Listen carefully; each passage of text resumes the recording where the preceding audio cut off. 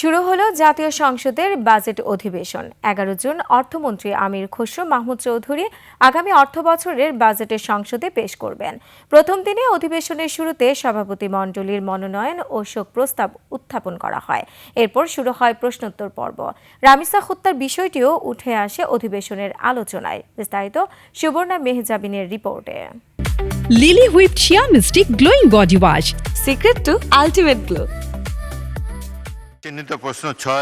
38 দিনের বিরতির পর ত্রয়োদশ জাতীয় সংসদের দ্বিতীয় অধিবেশন শুরু হয়েছে। স্পিকার হাফিজউদ্দিন আহমেদের সভাপতিত্বে বিকেল 3টায় শুরু হয় অধিবেশন। বিএনপি সরকার দায়িত্ব গ্রহণের পর এটি প্রথম বাজেট অধিবেশন। আমার নির্বাচনী এলাকা।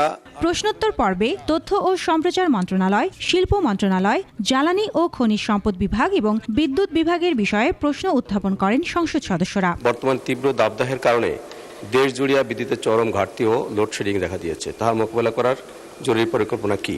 লোডশেডিং নিয়ে প্রশ্নের উত্তরে বিদ্যুৎ মন্ত্রী জানান, লোডশেডিং এর সমস্যা নেই। আমি আগেও বলেছি, এখনই বলছি, আমাদের বিদ্যুতের ঘাটতি নাই। এর জের ধরে রুমিন ফারহানা গ্রামাঞ্চলে 10-12 ঘন্টা বিদ্যুৎ না থাকার কথা তুলে ধরে প্রশ্ন রাখেন, তাকে প্রতিশ্রুতি দেওয়ার পরও আশুগঞ্জ ফার্টিলাইজারে গ্যাসের সাপ্লাই কেন দেওয়া হয়নি। মাননীয় মন্ত্রী এই মহান সংসদে দাঁড়িয়ে আমাকে কথা দিয়েছিলেন যে 1 মের মধ্যে আশুগঞ্জ ফার্টিলাইজারে গ্যাসের সংযোগ দেয়া হবে।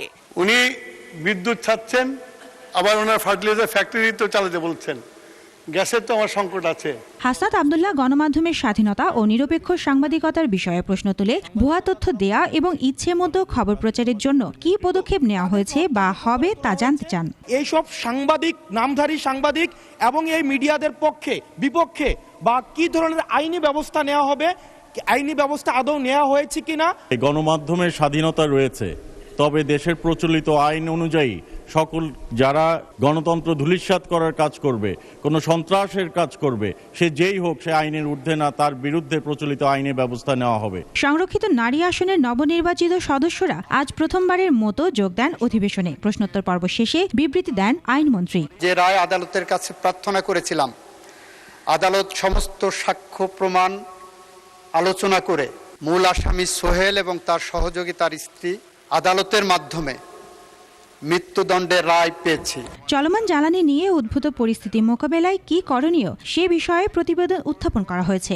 স্পিকারের উত্তর সহ অনুরূপ। সুবর্ণা মেহজাবিন, 21 টেলিভিশন।